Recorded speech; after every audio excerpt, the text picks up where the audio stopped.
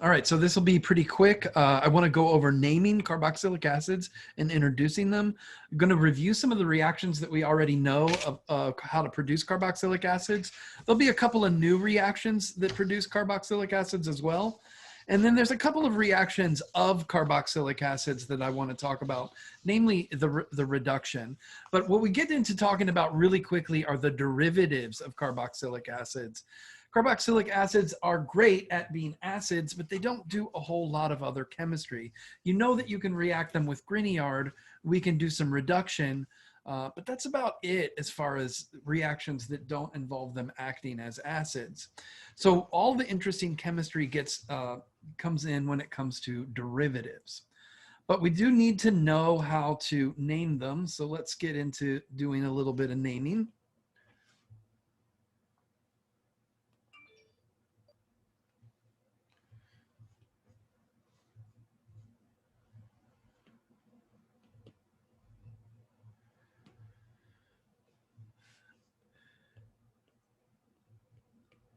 And there are pretty good parallels to naming carboxylic acids to general chemistry.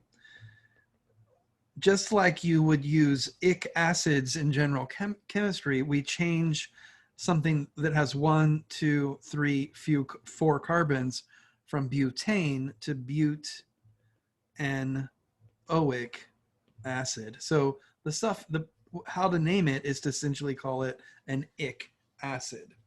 What's interesting about carboxylic acids is they're higher priority groups even than, say, hydroxyl groups. And so that means you have to name, if you have an OH group on a carboxylic acid, you have to name it as a substituent or as an appended group. So it has its own name, and no more do we call it an alcohol. Now we'll use the word hydroxy. So 1, 2, 3, 4, 5, 6, 7, 8. So that's 8. So that's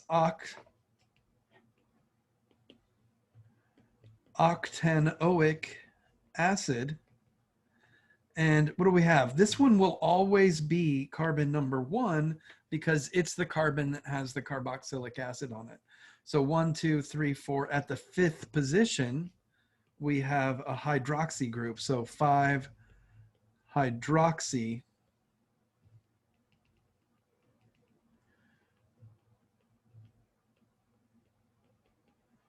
octanoic acid. The only other thing that I really want to make sure that you know is how to name them when they're the anions of acids. And so it's very similar to that good old general chemistry version of naming anions. They become 8 anions. In other words, really what we say in general chemistry is that 8 ions become ic acids. And so it's just kind of the reverse, 1, 2, 3, 4, 5. So this is pent and O8. So the ion that forms from pentanoic acid is called pentanoate. And even if I put a sodium ion in front of it and made a salt out of it, it would be sodium pentanoate. And so there's 3 things that you need to focus on when it comes to naming carboxylic acids. One of them is just the basic, how do I name it? The other one is, how do I deal with it if I have other functional groups on it? You know that if it's an SH, it's a mercapto. If it's a halogen, it's a chlorofluorobromoiodo. If there's methyl groups and we use the alkyl naming, the only thing that's new here that we haven't discussed at all yet in organic chemistry is what is the name of a hydroxyl group when it's not the primary substituent. So the substituent name for that is hydroxy. And then the last thing you need to know is, how do you name a carboxylic acid that has its proton removed and has become the acid anion? And that's an O8 acid, or it's an O8 ion. So for example, sodium pentanoate. There are some reactions that we already know when it comes to carboxylic acids. And so I typically at this point in a new section would remind all the students what those reactions are. And so some of the reactions that you already know involve some good old-fashioned reactions from Orgo 1. So this would be ozonolysis of an alkyne. Remember, ozonolysis of an alkyne is kind of like ozonolysis of an alkene. Instead of forming ketones and aldehydes, though, they form carboxylic acids. So you get two products in this case. Another thing that we already know how to do is oxidation with our buddy sodium dichromate with H2SO4 and water.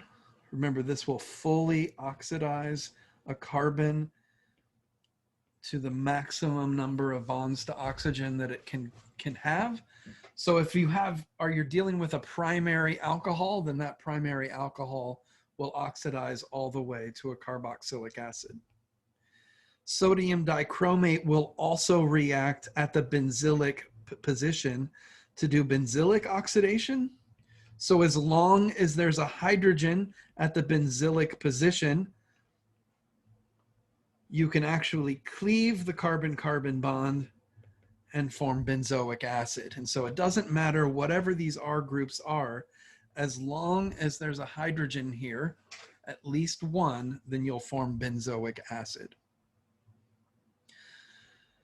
Now, one of the things that so those are the reactions we know already. And I've said this since Organic Chemistry 1, there's not a lot of things that we can do with nitriles. We know that we can take a nitrile or form a nitrile by doing an SN2 reaction with something like sodium cyanide to replace a halogen.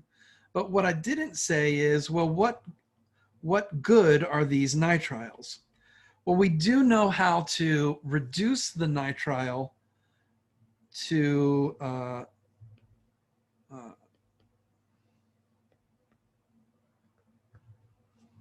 an amine. We know this from last chapter. But what we can do is we can, and I want to be careful here because this is technically not an oxidation. We can take a nitrile as well, react it with acid and heat, and we can change it into a carboxylic acid. And I want to be careful with this. And the reason why I want to be careful with this is that this is not oxidation. This is not oxidation. So if we're counting the number of bonds that the carbon has to see if there's a change in oxidation state, we see that carbon already has, with the nitrile, 3 bonds to a more electronegative atom. That doesn't change in the product. So while it looks like oxidation in the sense that there's more bonds to oxygen, it's not technically oxidation in the sense that there's more bonds to more electronegative atoms being formed. So it's not technically oxidation, but it is changing the nitrile from a nitrile to a carboxylic acid. So that's a new reaction. Well, this one isn't quite new in the sense that we do know Grignard reagent fairly well. I don't think, though, that we talked about what happens with Grignard reagent when you react Grignard with CO2. And this is what happens. You end up with a carboxylic acid as a product. And there is a mechanism associated with this.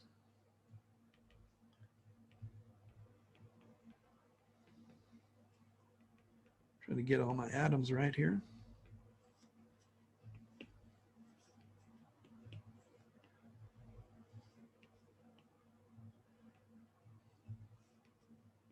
Not much new here with the Grignard reagent. Clearly that anionic carbon is going to attack the carbon of the CO2. It's going to form this anion, and now the H3O plus can come along and neutralize this anion. And that's how we get our final carboxylic acid.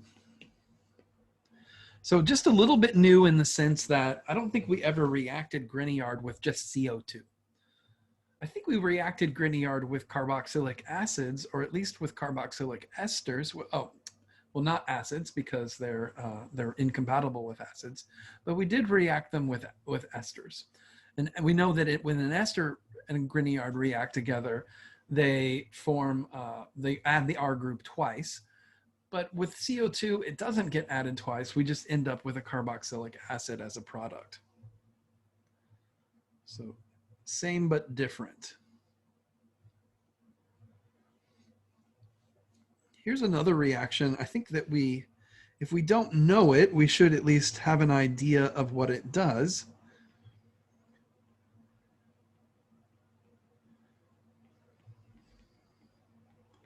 Lithium aluminum hydride is a reducing agent, and it will reduce a carboxylic acid to having only one bond to the oxygen. So it'll take a carboxylic acid and turn it into a primary alcohol. The mechanism with this is novel for us. We haven't learned anything like this before. So it involves lithium aluminum hydride delivering a hydride to the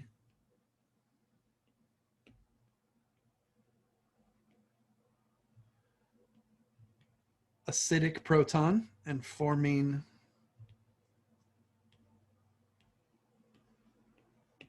the carboxylate salt, or the carboxylate anion. And now I have ALH3. And this is where some interesting mechanistic moves come in.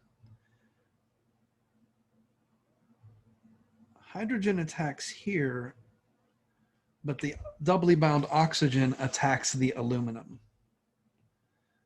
So it's two different things at the same time. It's like a proton transfer. It's not really a proton transfer, it's a hydride. So hydrides actually are nucleophilic attacks. So it's two nucleophilic attacks happening at the same time.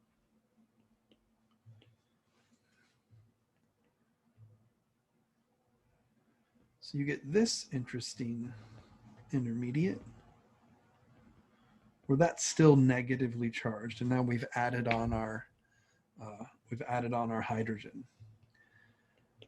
The ALH2 with the oxygen is actually a good leaving group, and that's exactly what happens now. The oxygen reforms the double bond to form an aldehyde intermediate, and the aluminum with the oxygen and the two hydrogens leaves the substrate. Now I'm going to use a lithium aluminum hydride again. And you do know this mechanism, this part of the mechanism, where I deliver hydride to that partially positive carbon. I now have two hydrogens at that location. This oxygen is negatively charged, and the acid comes along to neutralize.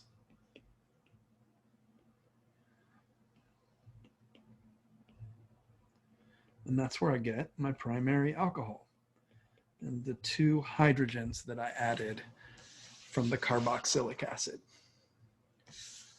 All right, that's really all I want to do as far as reactions and mechanisms for the day, but I do want to introduce derivatives of carboxylic acids, because in this chapter, or in this section, that's really what's going to be doing all the chemistry. We've kind of run out of things that carboxylic acids can do because they're so reactive as acids. But if I change a carboxylic acid into a derivative, then those derivatives can go along and do some interesting chemistry. And that's where most of it will come from. So there's two options for creating derivatives. One of them we already discussed, which is reduction. I can reduce a carboxylic acid to an alcohol, and that's one type of derivative. But I can also do a type of substitution where I take the carboxylic acid and I add some other group here. And the bottom line is that this is no change in the oxidation state of the carbon.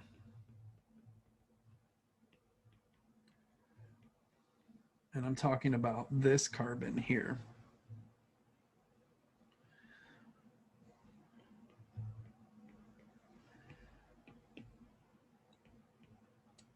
And this is true as long as Z is more electronegative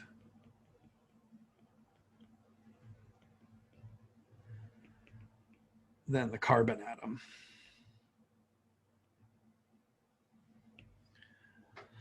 Okay, and so what we're going to spend a lot of time focusing our energies on are these types of derivatives. We've already exhausted all of our chemical attention with alcohols. We did that earlier in the semester. And so now what we want to do is focus our attention on these other types of derivatives. And so what are the options here? We could get an acid chloride.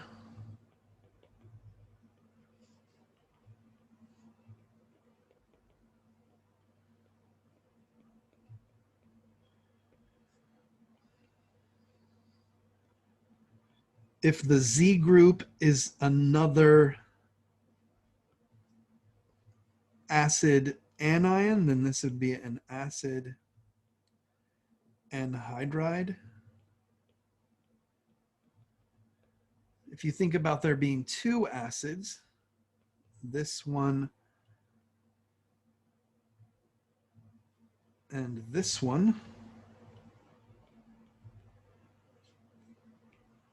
then what's missing is, it doesn't really matter how you look at it. What's missing is a water, and that's why it's an acid anhydride.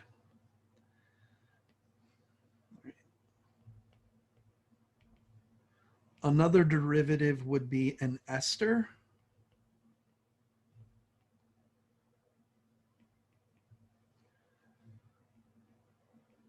And also an amide. So we're going to replace that Z is going to be a nitrogen group.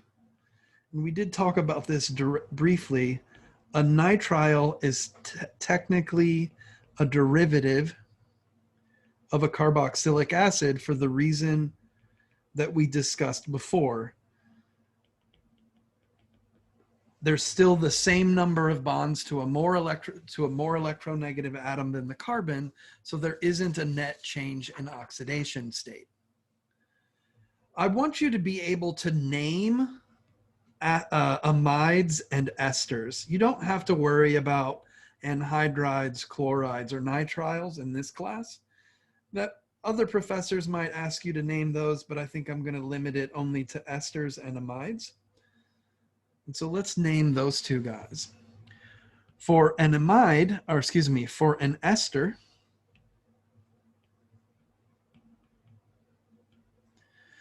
you're going to have the acid part and some alkyl group. Let's go ahead and make it an alkyl group. And so the way that you do that is you name this as the alkyl group.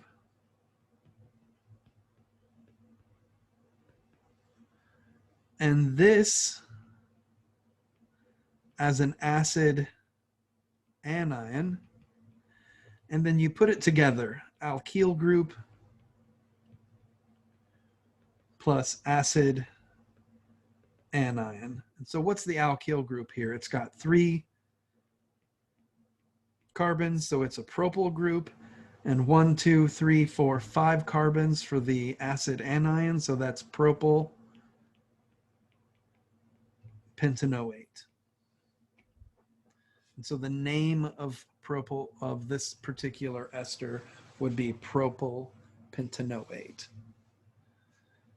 Amides are simpler or similar. What we do is we call them, we use the suffix amide. So a very simple amide would be 1, 2, 3, 4 carbons. This is butan amide. What becomes more interesting with naming amides is that the nitrogen can actually have other R groups attached to it. And so you have to name these R groups as substituents. What's new is that where these substituents are located are not along the main carbon chain. And in fact, they're connected to a nitrogen. So I'm still going to name 1, 2, 3, 4, 5. This is still pentanamide, but it's got two groups attached to it. It's got an ethyl group and it's got a propyl group, and they're at the, this is what's new, they're at the in location. So putting it together, I would say in ethyl, in propyl, pentanamide.